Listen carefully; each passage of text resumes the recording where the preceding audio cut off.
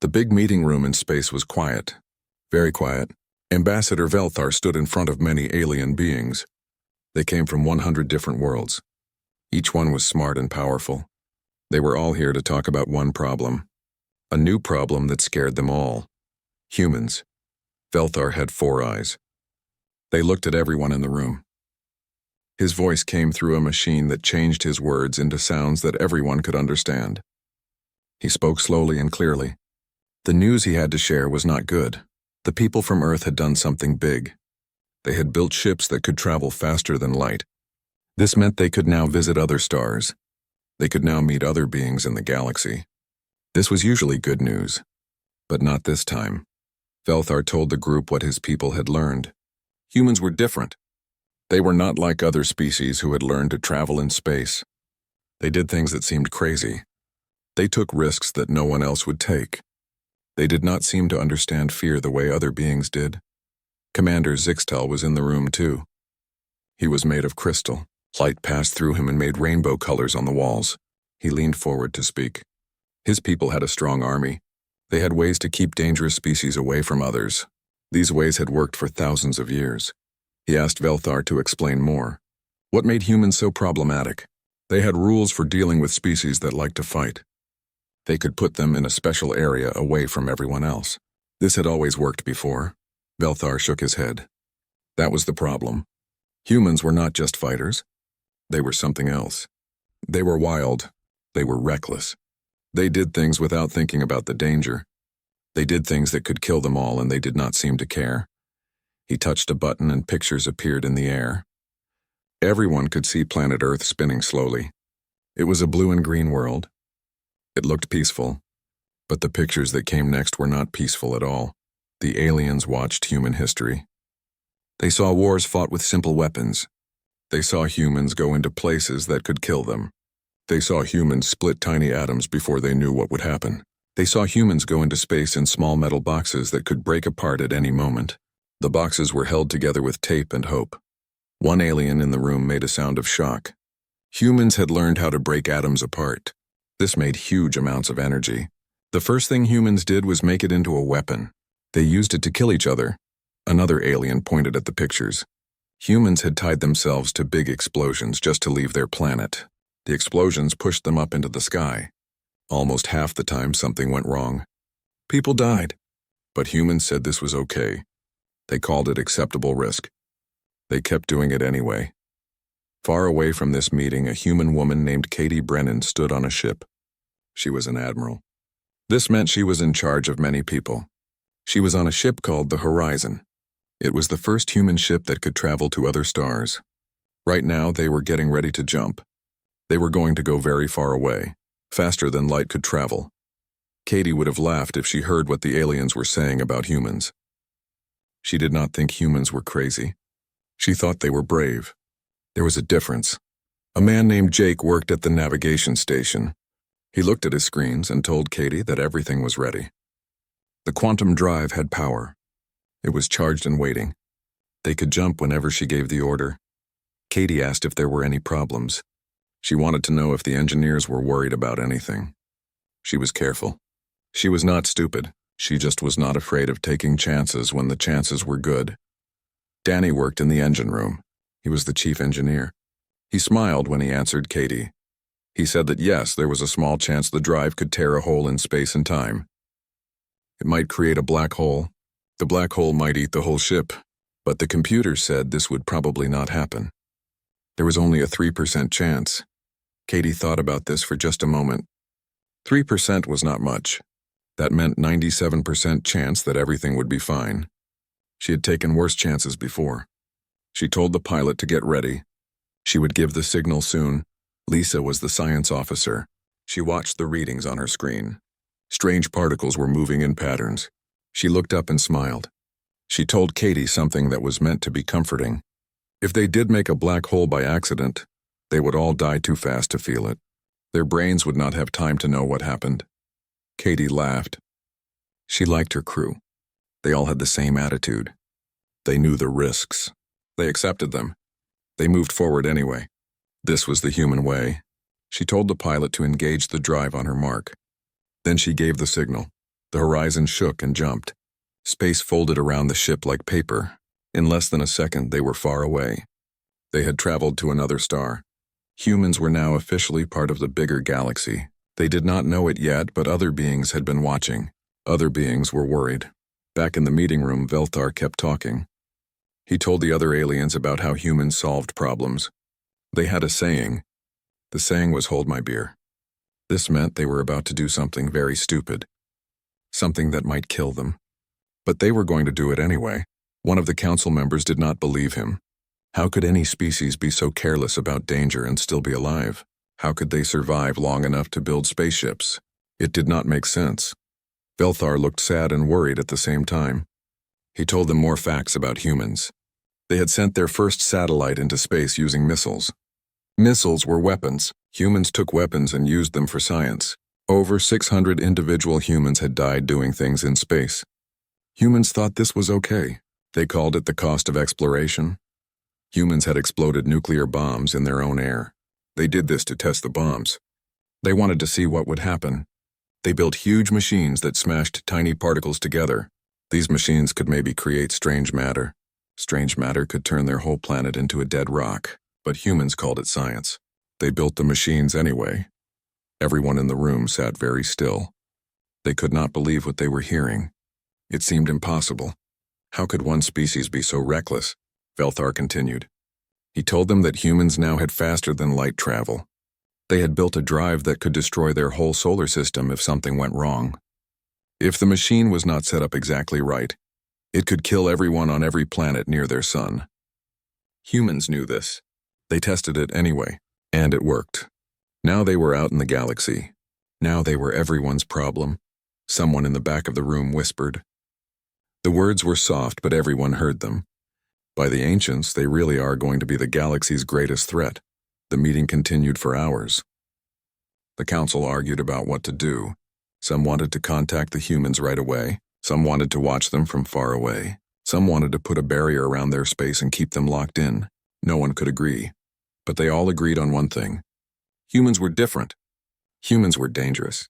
Not because they wanted to hurt anyone, but because they did not seem to understand that some things should not be done.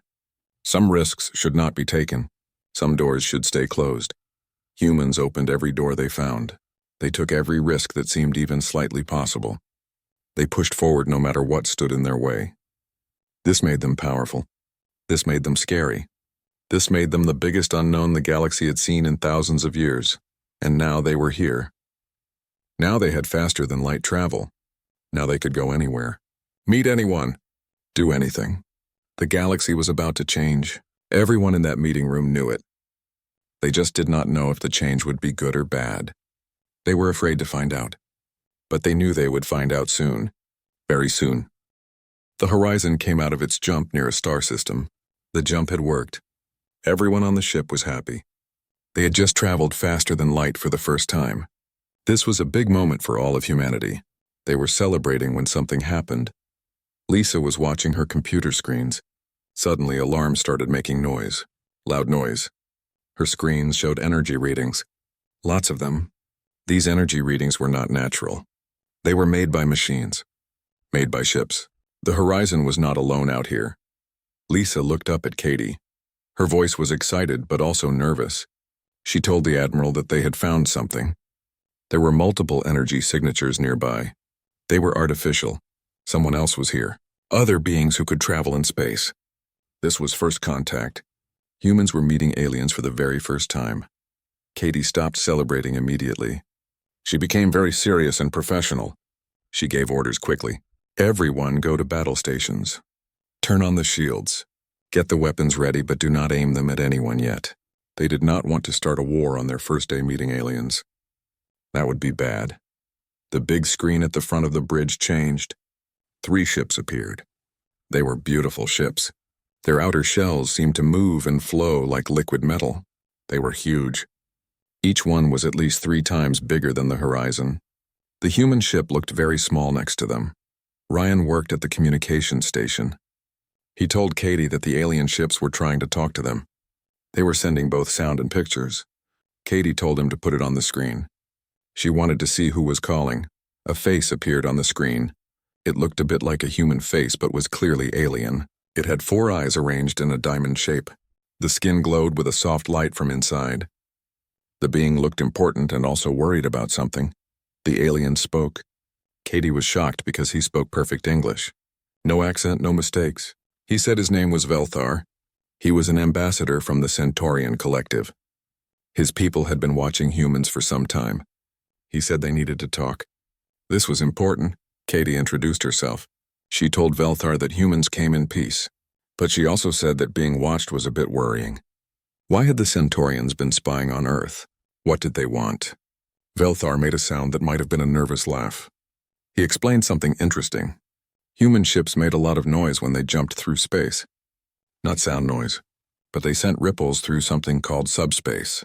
These ripples could be felt from very far away, halfway across the galaxy, in fact. Every time humans jumped, everyone knew about it. Humans were impossible to miss. Katie felt her hand move toward the weapons controls. She did not touch them. But she was ready. She asked if this was a problem. Was it bad that humans made noise when they traveled? Velthar said that depended. He needed to ask Katie something very important. When human engineers built the quantum drive, did they know they could destroy their whole solar system? Did they know the risk? Katie blinked in surprise. She said yes, they knew. There was about a 4% chance of something going very wrong. But they did the math. They understood the risk. So they went ahead with the test. All 4 of Velthar's eyes went wide. He looked horrified. He repeated the number. 4%. And humans did it anyway? They took that chance? Katie was confused by his reaction. She said yes, of course they did it. 4% chance of failure meant 96% chance of success. Those were pretty good odds. Those were great odds, actually. Behind Katie, Danny muttered something. He said he had played card games with worse odds than that. Some of the crew laughed quietly. They did not understand why the alien was so upset. Velthar seemed to be having trouble speaking. Finally, he suggested something. Maybe Katie and a few of her people should come to his ship. They could talk in person. There were things she needed to understand about the galaxy. Things that were hard to explain over a video call. Katie thought about this. It could be a trap.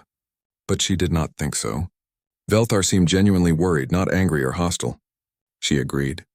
She said she would bring her security chief and her science officer. She also told Velthar that they would be armed. They would carry weapons, just in case. Velthar said he expected nothing less from humans. There might have been some respect in his voice when he said it.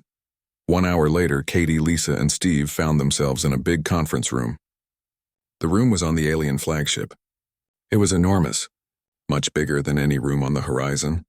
It was clearly made for many different species. Beings of all shapes and sizes could fit here. The humans were the smallest group in the room by far. Velthar told them to sit down. He welcomed Katie to an emergency meeting of the Galactic Council.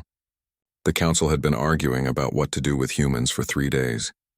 They could not agree on anything. Katie asked carefully what he meant. What did they need to do about humans? Steve's hand moved to his gun. He did not draw it, but he was ready. Velthar quickly said they meant no harm. But Katie had to understand something. In 15,000 years of galactic civilization, they had never met a species like humans. The way humans dealt with danger was completely new. It was unprecedented. The crystal being spoke up. This was Commander Zixtal. His body was made of crystal and light passed through him, making rainbows. He listed things that humans had done. Humans split atoms before they had good safety rules. Humans went to space in ships that could easily break. Humans made artificial intelligence without understanding what might happen. Humans cloned living things. Humans changed their own DNA. And they did all of this in less than 200 years. Lisa leaned forward. She was curious. She asked how long it took other species to go from the Industrial Revolution to traveling between stars. She wanted to compare. Velthar said it took his people about 800 years. The Phaseborn took almost 1,000 years. Humans would do it in about 300 years, based on what they had observed, and humans would do it recklessly every single step of the way. Steve spoke up. He was a military man. He was direct and simple. He asked what the problem was. So humans developed fast. That was a good thing, right? Why was everyone so worried? Another alien answered. This one looked like a floating jellyfish. It said the problem was that humans did not seem to understand fear. Or rather, humans understood fear but did things anyway. That made them dangerous. Very dangerous. Katie stood up. Her eyes were flashing with anger now. She spoke with strong emotion. With all due respect, she said, humanity had survived ice ages. They survived plagues that killed millions. They survived wars. They survived near extinction more than once. Humans had earned the right to be bold. They did not take stupid risks. They took calculated risks. There was a difference. Velthar pointed out the obvious problem. Katie called a 4% chance of destroying the solar system a calculated risk. How was that calculated? How was that not stupid? Katie answered firmly. She said yes. It was a calculated risk, because the alternative was worse. The alternative was staying trapped in one solar system forever. Never seeing what else was out there. Never meeting other species. Never learning what the universe had to teach them. She looked at all the aliens in the room. She spoke slowly so they would understand. Sometimes, she said, the biggest risk is not taking any risk at all. Sometimes you have to be brave. Sometimes you have to try even when you might fail. Because if you never try, you will definitely fail. You will stay small and scared forever. The room was quiet. The aliens looked at each other. They did not know what to say. This human woman had a point. But it was a scary point. It went against everything they believed about safety and caution. Katie sat back down. She folded her arms. She waited to see what they would say next. She was not afraid of these aliens. She respected them. But she would not apologize for being human. She would not apologize for humanity's courage, even if that courage sometimes looked like recklessness to others. The meeting was about to continue when suddenly alarms started ringing. Red lights filled the room. Velthar's expression changed completely. He went from worried to terrified in an instant. Something bad was happening. Something very bad. The alarms were very loud. Red lights flashed everywhere in the meeting room. Velthar whispered 2 words. His voice was full of fear. He said, "They're here." The Void Collective had arrived. Katie jumped to her feet immediately. Years of military training took over. She told Steve to get them back to the horizon. She told Lisa to contact their ship and warn them. Put everyone on high alert. Something dangerous was coming. Velthar called out to them. He asked them to wait. Katie did not understand what they were facing. She needed to know before she did anything. Katie turned around. Her voice was sharp and commanding. Then explain quickly, she said. We need to know what we're dealing with. Tell us now. The big screen in the room turned on. It showed space outside the flagship. Katie felt her breath catch in her throat. Ships were coming out of nowhere. They were not jumping like normal ships. They were tearing holes in space itself and crawling through. There were dozens of them. Each one was dark and angular. They seemed to absorb light instead of reflecting it. They looked wrong. Evil, Velthar explained rapidly. He spoke fast because there was no time. The Void Collective was a species from beyond the galaxy's edge. They were a hive mind. This meant they all shared one brain, one thought. They moved together perfectly. They consumed worlds. They took technology from other species and made it their own. They left nothing behind but dead planets and empty space. He said the Void Collective had been advancing into their space for 10 years. The Council had lost 17 colony worlds, 17 entire planets. Millions of people had died or been assimilated, turned into part of the Void Collective against their will. Steve asked the obvious question. His hand was already on his communicator. How do you fight them? What weapons work? What is their weakness? Zixtal answered. His crystal body seemed to get darker. His light dimmed. He said they don't fight them. They can't. Their weapons barely scratch the Void ship's hulls. The Void technology is hundreds of years more advanced. The Council's only option is to evacuate and run away. That is all they can do. Katie stared at the alien ships on the screen. They were spreading out in a perfect formation, moving with precision that no normal fleet could match. She could not believe what she was hearing. The entire Galactic Council, with all their advanced technology and knowledge, could not fight these things? Velthar nodded sadly. He explained more. The Void ships adapt too quickly. Every weapon the Council uses, the Void Collective analyzes it. They figure out how it works. Then they create a defense against it. They learn from every fight. The Council has never successfully destroyed even one of their vessels. The best they can do is slow them down a little bit. Lisa was studying something on her portable scanner. She was reading sensor data. She told Katie what she found. The void ship's shields rotate their frequency.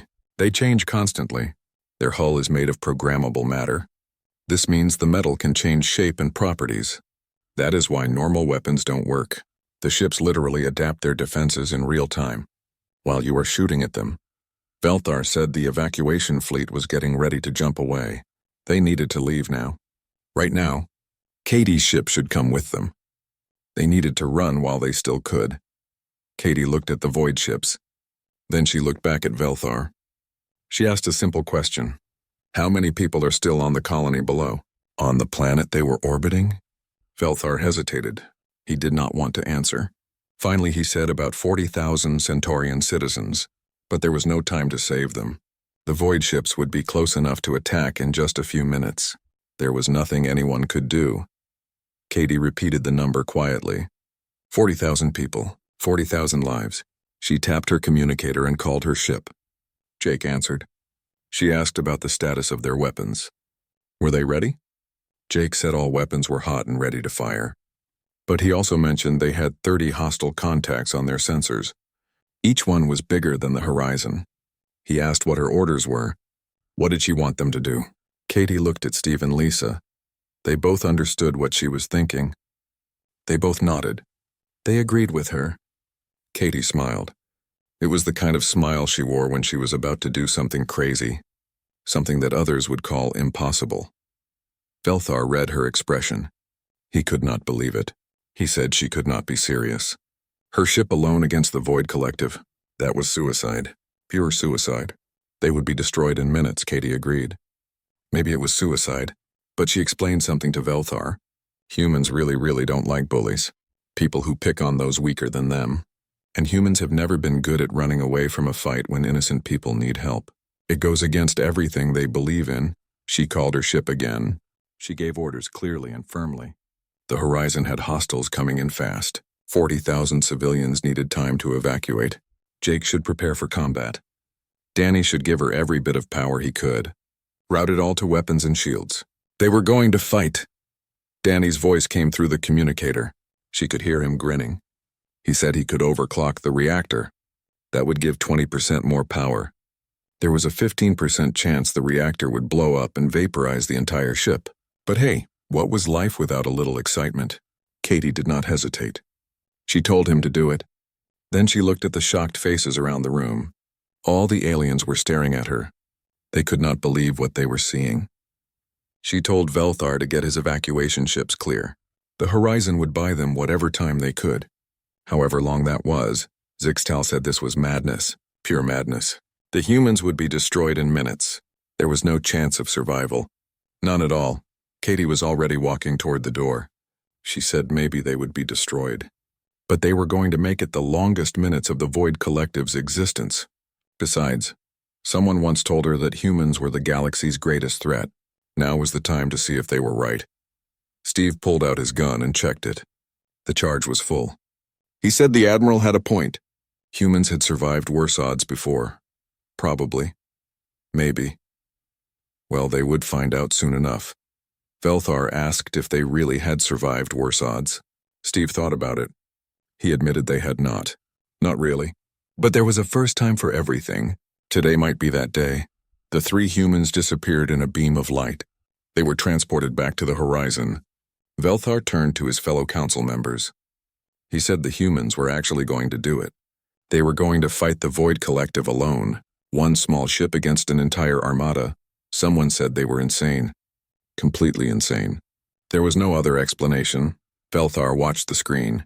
He saw the small human ship turn to face the approaching enemy fleet. He said maybe humans were insane. Or maybe the council had been too afraid to try. Too cautious. Too worried about safety to ever take real risks. He gave orders. Start the evacuation immediately. Get everyone off the planet as fast as possible. And record everything that happens. Every second of the battle. If humanity was about to show them something they had never seen before, he wanted to make sure they learned from it. He wanted to remember this moment. The council watched as the tiny human ship moved into position. It looked so small, so fragile, like it would break if you touched it. But it did not run. It did not hide. It turned toward the enemy and waited. The Void Collective ships kept coming. They moved in perfect formation. They had no fear because they had never been beaten. They had destroyed every enemy they ever faced. They expected this to be easy. Just one more small ship to destroy, one more species to assimilate, but they did not know about humans. They did not know about courage. They did not know about the strange way humans looked at impossible odds and decided to fight anyway. They were about to learn. The hard way. Katie appeared on the bridge of the horizon in a flash of light. Her crew was already at their stations. Everyone was ready. The big screen showed the Void Collective armada getting closer. It looked like a wall of darkness moving toward them, a wall that would crush them. Katie sat down in her command chair. She ordered a status report. She needed to know exactly what they had to work with. Every weapon, every system, everything. Jake told her they had 32 hostile contacts. The enemy ships were keeping perfect formation. They were moving at just under light speed. They would be close enough to shoot in 2 minutes. Just 2 minutes to prepare, Steve called out from the weapons station. Shields were at maximum power. All weapons were armed and ready. But he had to be honest. Their weapons seemed pretty basic compared to what they were facing. Would they even make a dent? Lisa spoke up from her science station. She said that basic might be exactly what they needed. The Galactic Council uses energy weapons almost exclusively, plasma beams and particle weapons. The Void Collective had adapted to counter those. But according to the data Velthar gave them, the Void ships had never seen kinetic weapons before. Katie's eyes went wide with understanding. She asked Lisa to confirm. The Void armor was designed to fight energy weapons, not physical projectiles. Lisa nodded and explained. The Void programmable matter was brilliant at spreading out energy and heat. It could absorb laser blasts and plasma. But a solid projectile moving at high speed? That was just basic physics. Mass times velocity equals force. Their shields were not made to stop something you could actually touch. Danny's voice came from engineering. He asked if Katie was thinking what he thought she was thinking. He sounded excited. Katie asked if he could change their missile warheads. Instead of explosives, could he make them into solid rods? Heavy metal rods that would punch through armor? Danny laughed. He called Katie beautiful and crazy at the same time. Yes, he could do it. Give him 90 seconds. He would turn every missile into a tungsten rod. Tungsten was very heavy and very hard. Moving at high speed, it would hit like a hammer from God. Katie told him to do it, and while he was at it, overclock the engines. If they were going to do this, they would do it fast and hard. No holding back, Jake counted down. 90 seconds until the enemy was close enough to shoot. Everyone worked fast. The bridge was full of quiet, focused activity. No one panicked. They were professionals. Katie opened a channel to Velthar's ship. She asked how the evacuation was going. Were people getting off the planet? Velthar answered. Transport ships were loading civilians now, but they needed at least 10 minutes to get everyone clear. 10 minutes was a long time in a battle. He begged Katie to reconsider. Her species had just joined the galaxy. She did not have to throw away human lives like this. Katie told him something about humans. They have this thing called stubbornness, and they have a lot of it. Besides, she had always wanted to test human technology against the galaxy's worst enemy. Consider this a field test. A real-world experiment. Velthar said she was insane. Katie just smiled and ended the call. Danny reported that the missiles were ready. 40 tungsten spears ready to launch. Each one would hit with the force of a small nuclear bomb. Just from kinetic energy. Just from speed and mass. Jake said 30 seconds to weapons range. Then he said the Void ships were trying to talk to them. They were sending a message. Katie told him to put it on screen. She wanted to see what they had to say. The screen filled with darkness. Then a face appeared. Or what might be a face. It was a nightmare of geometric shapes. All angles and surfaces that seemed to shift and change. When it spoke, the voice was many voices at once. All speaking in perfect unison. It was terrifying. The Void Collective said humans were unknown, small, irrelevant. They would be absorbed. Resistance was futile. They should just give up now. Katie leaned back in her chair. She tried to look confident even though her heart was pounding. She said yes, humans were new. Yes, they were small. But absorbed? She did not think so. Humans had this saying, don't start none, won't be none. The Void Collective was starting something. And they were going to regret it. The Void voice said words meant nothing. Resistance was irrelevant. Humans would comply. They had no choice, Katie smiled. It was not a nice smile. She told Jake to target the lead ship. Fire all forward missiles, all of them. Right now, 20 missiles shot out from the horizon. Each one was a sleek cylinder of tungsten. They were accelerated to incredible speed by magnetic rails. The void ships did not try to dodge. Why would they? Their armor had never failed before. They were invincible. The missiles hit. The lead void ship's shields flared and tried to compensate. But they were looking for energy to absorb. There was no energy, just solid metal moving very fast. The shields failed completely. The tungsten rods punched through the hull like it was paper. Huge holes appeared in the ship's structure. Systems failed. Lights went dark. The ship did not explode. It just stopped working. It went dead in space, completely disabled. On the Centaurian flagship, alarms were making noise. Their sensors showed something impossible, something that should not be possible. A technician stammered in disbelief. Did the humans just destroy a void ship? Actually destroy it? Zixtal corrected him. Not just damage, destroy, complete systems failure. That ship was dead, totally dead. Velthar stared at his screens. He could not believe it. In 15 years of fighting the Void Collective, they had never destroyed one of their ships. Never. The humans did it with their first attack. Their very first shot. Back on the horizon, Katie was grinning wide. She asked Steve to reload all tubes. She asked Lisa what the enemy was doing now. Lisa said they were adapting. The remaining ships were already changing their shield frequencies. They were trying to compensate for kinetic weapons. The Void Collective learned fast. Very fast. Katie asked how long they had. How long until the Void figured it out? Lisa calculated quickly. Based on their adaptation rate, maybe 30 seconds. That was all. Katie said then they had 30 seconds to make every shot count. She told Jake to go full evasive. Don't let the enemy get a lock on the horizon. Keep moving. Never stop. She told Steve to fire at will. Every missile they had. Put them all in space right now. The horizon dove and weaved through space.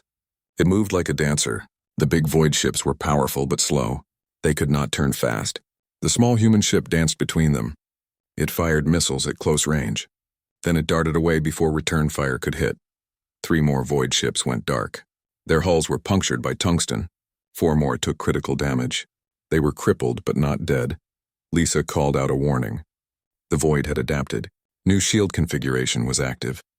The missiles were less effective now. They were still doing damage, but not as much. Katie asked about conventional weapons. What else did they have? Steve said they had railguns, weapons that shot solid slugs using magnets. He started firing. The railguns opened up. They hurled metal slugs at speeds close to light speed. The void shields held better now, but they still took damage. These were weapons based on simple physics. They could not be fully countered. You cannot outsmart a piece of metal moving fast. Jake warned that multiple ships were targeting the horizon. Evasive maneuvers might not be enough this time. There were too many of them shooting at once. Katie gripped her armrests. She said they would go with Plan B. Steve asked if they had a Plan B. Katie admitted she was making it up as she went. She asked Danny how much power they had left. Danny said about 20%. But if he routed more power to weapons, the reactor would go critical. It would explode. Katie's smile turned wild. Perfect. Route all power to the quantum drive. Prepare for an emergency jump. They were going to jump right into the middle of the enemy formation. Lisa protested. That was suicide. The quantum drive created massive distortions in space-time. If they jumped that close to so many big objects, the effects would be catastrophic. Katie asked who it would be catastrophic for. Them or the enemy, Lisa said both. Katie said that was good enough. She counted down. 3, 2, 1. Jump. The horizon vanished and reappeared in the heart of the enemy fleet. The quantum drive's activation ripped space apart. Every ship within a kilometer was caught in the distortion. Shields failed. Navigation systems went crazy. Ships crashed into each other. The perfect formation became chaos. Katie shouted orders. Fire everything. All weapons. Full automatic. Hold nothing back. The horizon became a spinning ball of destruction. Railguns fired in all directions. Remaining missiles found targets. Even the small defense lasers joined in, then it was over. The horizon limped away, trailing debris. Behind them, the Void Armada was destroyed. 15 ships were completely dead. Another dozen were crippled. The rest were running away, actually retreating. The Void Collective was running from humans. The Horizon sat in a repair dock at the Centaurian station. Workers from many worlds were fixing the damage from the battle. Katie stood looking out a window at all the activity below. Ships from 100 different planets filled the station. All of them had come to see the ship that did the impossible. Velthar walked up beside her. His 4 eyes reflected the lights from outside. He spoke with respect in his voice. He called her the hero of Alpha Centauri, the one who saved 40,000 lives. Katie made a sound of disagreement. She said, "Please don't call her that. Her crew did the real work. She just gave orders and tried not to get everyone killed. They were the real heroes." Velthar said she had changed everything anyway. The Council had been studying the battle data for 3 days. Her tactics, her weapons, her complete disregard for what everyone thought was impossible. It was all revolutionary. She had opened their eyes. Katie said revolutionary was a strong word. They just used what they had. They got creative with their resources. That was all. Velthar explained that was exactly the point. For thousands of years, the Council had fought with energy weapons, plasma and lasers and particle beams. That was what they always used. It never occurred to them to try something so old and simple as kinetic weapons. Humans showed them that sometimes the old ways work better than new ways. Katie smiled and shared a human saying, "If something is stupid but it works, then it is not stupid. Sometimes the simple answer is the best answer." Velthar agreed. Then he told Katie why he came to find her. The Council had asked him to extend an invitation. They wanted Earth to join the Galactic Council. Full membership with all rights and responsibilities. Humans would have a voice in galactic decisions. Katie was surprised. That was huge. That was a very big deal, but she had to ask a question. Just a few days ago, the Council was terrified of humans. What changed? Why did they suddenly want humans to join? Velthar made a sound like a laugh. He said they realized something important. Yes, humans are reckless. Yes, they take risks that would give any sensible species nightmares. But when Katie saw 40,000 civilians in danger, she did not stop to calculate the odds. She did not consider strategic value. She just helped. That kind of courage combined with compassion was exactly what the galaxy needed. Zixtal approached them. His crystal body made soft chiming sounds as he moved. He added another reason. The Council had been fighting the Void Collective for 15 years with no success. Humanity had been in space for less than a year and already showed them how to win. The galaxy desperately needed that kind of innovative thinking. A new group of aliens joined them. They were tall and elegant. Their skin seemed to glow from within. The leader stepped forward and introduced himself. He was High Counselor Rendar of the Unified Systems. He told Katie something remarkable had happened after her battle.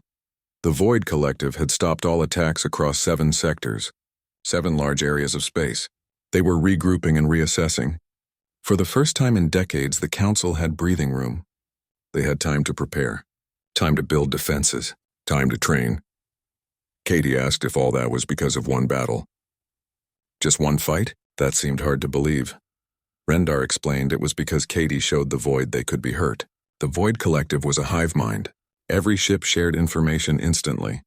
When the Horizon destroyed those vessels, every Void ship in the galaxy learned about human tactics. They learned they were not invincible. That psychological impact could not be overstated. Fear was powerful. Lisa and Steve found Katie at the observation window. Lisa carried a datapad full of information. She said Katie needed to see this. The Council had been sharing their technology with humans. Energy shields, faster communication systems, medical technology. It was all hundreds of years more advanced than anything Earth had. Steve added with a grin that in return, the Council wanted to know everything about human military tactics. About kinetic weapons. About what they called the innovative human approach to problem solving. They wanted to learn how to think like humans. Katie was amused. The aliens wanted to learn how to think like humans? That was funny. Steve said they wanted to learn how to be bold. How to take risks, how to be brave, Velthar corrected him gently. The Council had spent so long being cautious and calculating every risk that they forgot how to take chances. Katie reminded them that sometimes the greatest risk is taking no risk at all. Sometimes you have to be brave even when you are scared. Jake came running up to them. He was out of breath. He said Katie would not believe what was happening. The station commander told him that 57 different species wanted permission to tour the horizon. They wanted to see human weapons and drive systems, everything. The humans were like celebrities now. Danny's voice came over their communicators. He said that was great. Maybe one of those species could help him fix the quantum drive. With respect to the Admiral, that jump into the enemy formation was brilliant and terrifying. He never wanted to do it again. The drive core was barely holding together. It was held together with prayers and duct tape. Katie laughed out loud. Prayers and duct tape. The foundation of human engineering. That sounded about right. Velthar said they had engineers at the station who were experts in quantum mechanics. They had been studying the human drive design. They were fascinated by it. The human approach to folding space-time was completely different from theirs. Less efficient in some ways, but more robust and reliable. They would be honored to help with repairs. Over the next few weeks, the horizon became a center of activity. Engineers from across the galaxy worked with the human crew. They shared knowledge and techniques. The ship was repaired and upgraded. It received technology from a dozen different worlds. But the humans also taught the aliens things. Simple tricks and shortcuts that solved complex problems. Both sides learned from each other. Katie stood in the command center of the Galactic Council. She was there to speak to all the assembled delegates. Earth had officially joined the council. She was there to represent humanity's interests. To be their voice, she began her speech formally. She addressed the honored counselors with respect. 3 weeks ago, she said, they were debating whether humanity was too dangerous. Today, humans and aliens stood together as allies. She would not pretend that humans were not risky. She would not deny that humans did things that made cautious species nervous. But she hoped they had proven something important. Human courage, innovation, and refusal to give up could be assets, not liabilities. Humanity wanted to help. They wanted to contribute. They wanted to make the galaxy safer and better for everyone. Rendar spoke up from his seat. He said the council had reviewed the battle data extensively. They had analyzed human history, scientific achievements, and cultural values. They had come to a conclusion that he wanted to share with everyone.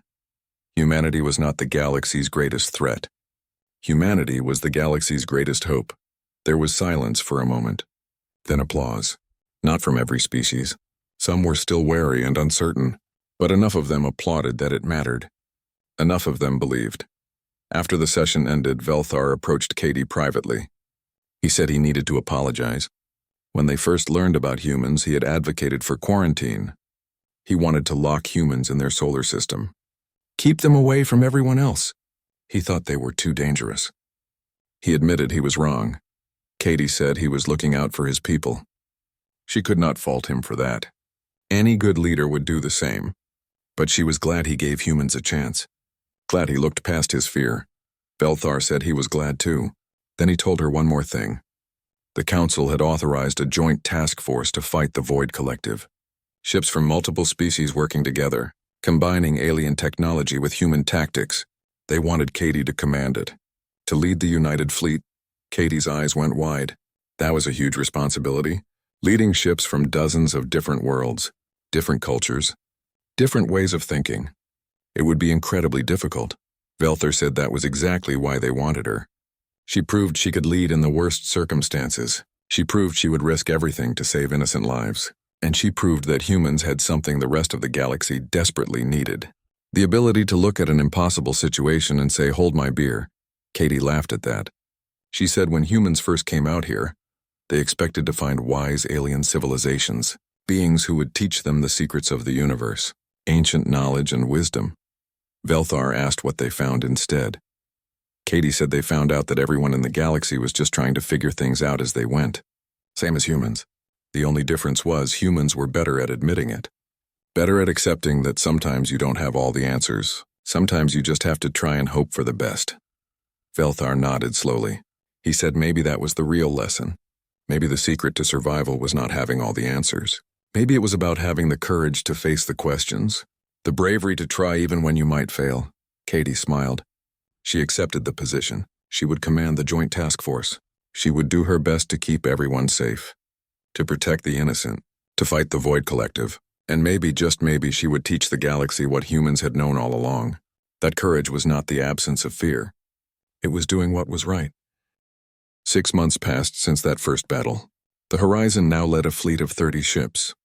They were on patrol through space that used to be very dangerous. The Void Collective still existed. They were still a threat, but they were no longer unstoppable. Human tactics combined with alien technology had created a fighting force that could match them. Katie stood on the bridge looking at her crew. They were no longer just humans. Centaurians worked next to Phaseborn. They coordinated with a dozen other species. Everyone had learned from each other. They adapted to each other's strengths. They covered each other's weaknesses. They had become a real team. Jake called out from the navigation station. They were receiving a distress signal. A colony ship was under attack by Void forces. 5 hostile contacts. People were in danger and needed help right now. Katie did not hesitate even for a second. She opened a channel to all ships in the fleet. This was Admiral Brennan giving orders. All ships set course for the distress signal. Prepare for combat operations. They were going in. Velthar's voice came through from his ship. He was now part of Katie's command staff. He warned her that sensors were detecting unusual readings from the Void vessels. The enemy had adapted again. They had new defenses, new weapons. The Void never stopped learning. Katie said then they would adapt too. That was what they did now. That was what humans taught the galaxy. You don't give up when things change. You change with them. You learn, you grow, you overcome. She told all ships to engage at will. Time to show the Void what happens when the galaxy works together. The fleet jumped into action. 30 ships appeared around the colony vessel. The Void ships were attacking in their usual coordinated pattern, but they were not ready for what came next. The joint fleet moved with practiced precision. Human ships fired kinetic weapons while alien vessels used energy beams. They covered each other, supported each other, worked as one. Katie watched the battle unfold with pride. This was what they had trained for. This was why she accepted command, not for glory or recognition, but to protect people, to save lives, to make the galaxy a safer place for everyone. The Void ships tried to adapt. They tried to counter the attacks. But there were too many different weapons, too many different tactics. They could not adapt fast enough. Within minutes, all 5 enemy vessels were destroyed or disabled. The colony ship was safe. Thousands of lives were saved. Katie allowed herself a small smile. Humanity had come to the stars expecting to find all the answers. Instead, they found something better. They found allies, friends, a cause worth fighting for, a purpose bigger than themselves. And if they had to occasionally do something crazy to make it work, well, that was just humans being humans. That was what made them special. That was what the galaxy needed. Someone in engineering, probably Danny, had mounted a small sign near the bridge entrance. It was written in English and a dozen alien languages. The sign said, "Hold my beer." Katie had initially ordered it removed. It seemed unprofessional, but then she decided to leave it there. It was a good reminder. A reminder that sometimes the galaxy's greatest threat could become its greatest hope. All it took was courage, stubbornness, and the willingness to try the impossible, to do what others thought could not be done. As the fleet regrouped after the battle, ships from many worlds working in perfect coordination, Katie thought about that first council session, when the aliens had been so afraid of humanity, so worried about what humans might do. They had been right to be cautious in a way, not because humans were violent, not because humans wanted to hurt anyone, but because humanity brought something the galaxy had forgotten, the willingness to take risks in the name of doing what was right, the courage to stand up for others even when it was dangerous, and as it turned out, that was exactly what the galaxy needed. Someone to remind them that safety without courage was just another kind of prison, that a life without risk was not really living, that sometimes you had to be brave to make a difference. Katie received reports from all ships. No casualties, minimal damage. The colony ship was already resuming its journey. Another successful mission. Another group of lives saved. This was becoming routine now, but Katie made sure it never felt routine. Every life saved mattered. Every battle won made a difference. Velthar came to the bridge to congratulate her. He said the battle went perfectly. The coordination was flawless. 6 months ago, he never would have believed such cooperation was possible, different species working together so smoothly. But humans had made it possible. They showed everyone how Katie said it was not just humans. Everyone contributed. Everyone brought their own strengths to the team. Humans just gave them permission to be bold, to take chances, to trust each other enough to try new things. Lisa approached with her data pad. She had been analyzing the void ships they destroyed. She reported that the enemy was definitely evolving, getting smarter, getting stronger. Each battle taught them more. But she also noted something interesting. The void adaptation rate had slowed down. They were learning slower than before. Katie asked why that was happening. What changed? Lisa explained her theory. The Void Collective was a hive mind. They shared information perfectly. But that meant every ship learned the same lessons. They all thought the same way. When humans introduced unpredictability and creativity, it confused them. They did not know how to adapt to something that kept changing, to tactics that were different every time. Steve joined the conversation. He said that made sense. The Void expected patterns, rules, predictable behavior. But humans did not follow patterns well. They improvised. They changed plans mid-battle. They did unexpected things. And now they had taught the other species to do the same. Katie nodded. That was the real victory, not just winning battles, but changing how the galaxy thought about warfare, about problem-solving, about facing challenges. Humans had given everyone permission to think outside the box, to be creative, to take risks. Jake interrupted with news. They were receiving a transmission from Earth. It was the United Earth government. They wanted to speak with Katie directly. This was important. Katie took the call in her ready room. The president appeared on screen. He congratulated her on her successes. News of the joint fleet's victories had reached Earth. Humanity was proud of what she accomplished. But he had other news to share. Earth was building more ships, bigger ships, better ships. In 6 months, a new fleet would launch from Earth. 20 vessels with human crews ready to join the fight, ready to help protect the galaxy. Humanity was going all in. They were committed to this new role. Katie felt emotion well up inside her. Pride, joy, hope. Humanity was not backing down. They were not running away. They were stepping up, taking responsibility, becoming the heroes the galaxy needed. After the call ended, Katie stood alone for a moment. She thought about everything that happened since that first jump. Meeting aliens, fighting the Void, joining the Galactic Council, building the joint fleet. It had been 6 months, but it felt like a lifetime. She thought about what she told Veltar once. That sometimes the biggest risk is taking no risk at all. Those words were more true than ever.